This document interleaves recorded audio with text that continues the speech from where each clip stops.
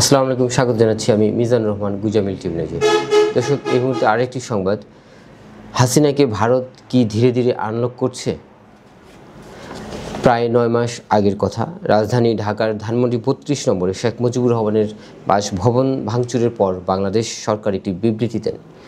অন্তর্বর্তী সরকারের অভিযোগ, ভারতে অবস্থানরত শেখ হাসিনাই সামাজিক যোগাযোগ মাধ্যমে ক্রমাগত মিথ্যাচার ও উস্কানিমূলক বক্তব্য দিয়ে পরিস্থিতি অস্থিতিশীল করে তুলতে চাইছেন এবং ভারতের উচিত তার লাগাম টেনে ধরা। ঢাকায় নিযুক্ত ভারতীয় রাষ্ট্রদূতকে তলব করে জানানো হয় আনুষ্ঠানিক প্রতিবাদও। ভারতকে নেতিবাচক দৃষ্টিতে তুলে ধরলে বা বাংলাদেশের আভ্যন্তরীণ প্রশাসনিক ব্যর্থতার জন্য ভারতকে দায়ী করলে তা যে দ্বিপক্ষীয় সম্পর্কের জন্য সহায়ক হবে না মনে করিয়ে দেওয়া হয় সেটাও। যথারীতি পাল্টা তলব করা হয় দিল্লিতে বাংলাদেশের ভারপ্রাপ্ত হাইকমিশনারকেও। গত 1 বছরের বেশি সময় ধরে ভারতের আশ্রয় ও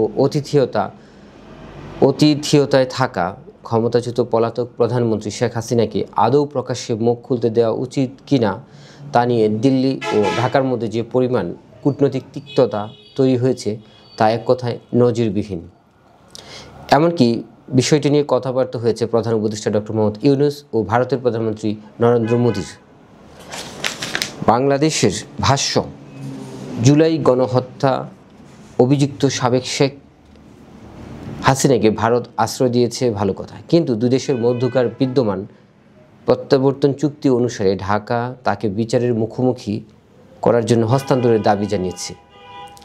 এখন সেটার কোনো নিষ্পত্তি হওয়ার আগেই যদি ভারত তাকে প্রকাশ্যে মুখ খুলতে দেয় এবং তিনি বক্তব্যের মাধ্যমে দলীয় নেতা কর্মীদের উস্কানি দিয়ে বাংলাদেশে অস্থিরতা তৈরি করতে চান, তাহলে তা কিছুতেই গ্রহণযোগ্য হতে পারে না। দর্শক, এই ছিল হাসিনাকে ভারত কি ধীরে ধীরে আনলক করছে। ধন্যবাদ, আমাদের সাথে থাকবে।